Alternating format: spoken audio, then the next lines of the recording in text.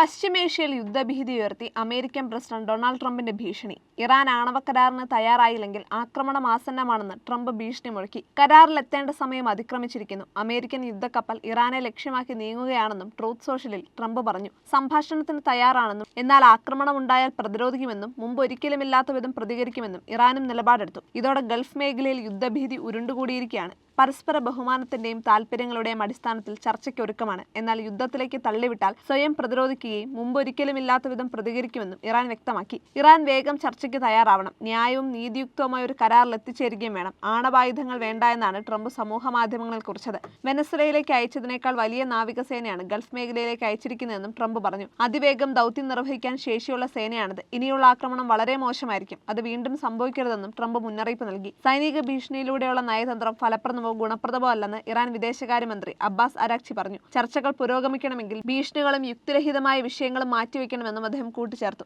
ഇതിനിടെ ഇറാഖ് രാഷ്ട്രീയത്തിലും ഇടപെടാൻ അമേരിക്കൻ പ്രസിഡന്റ് തയ്യാറെടുക്കുന്നതായാണ് സൂചന. മുൻ പ്രധാനമന്ത്രി നൂറി അൽ മാലിക്കിയെ വീണ്ടും പ്രധാനമന്ത്രിയായി തെരഞ്ഞെടുത്താൽ ഇറാഖിനെ ഇനി US സഹായിക്കില്ലെന്ന് ട്രംപ് പറഞ്ഞു. മാലിക്കിയെ വീണ്ടും പ്രധാനമന്ത്രിയെ നിയമിക്കുന്നത് ഇറാഖിന്റെ വളരെ മോശമായ തെരഞ്ഞെടുപ്പായേക്കാം. കഴിഞ്ഞ തവണ മാലിക്കി അധികാരത്തിലിരുന്നപ്പോൾ രാജ്യം ദാരിദ്ര്യത്തിലേക്കും സമ്പൂർണ്ണ അരാജകത്വത്തിലേക്കും കൂപ്പുകുത്തി. അത് വീണ്ടും സംഭവിക്കാൻ അനുവദിക്കരുതെന്ന് ട്രംപ് സമൂഹ മാധ്യമത്തിൽ കുറിച്ചു. മാലിക്കിയുടെ ഭ്രാന്തൻ നയങ്ങളും ആശയങ്ങളും കാരണം വീണ്ടും തെരഞ്ഞെടുക്കപ്പെട്ടാൽ അമേരിക്ക ഇറാഖിനെ മേലിൽ സഹായിക്കില്ല. സഹായിക്കാൻ തങ്ങളില്ലെങ്കിൽ ഇറാഖിന് വിജയത്തിനോ സമൃദ്ധിക്കോ സ്വാതന്ത്ര്യത്തിനോ സാധ്യതയുണ്ടാവില്ല. മാലിക്കിയുടെ നേതൃത്വം ആവർത്തിക്കാൻ ഇറാഖ് അനുവദിക്കരുത്. മേക്ക് ഇറാഖ് ഗ്രേറ്റ് അഗെയിൻ എന്നാണ് ട്രംപ് പറഞ്ഞത്.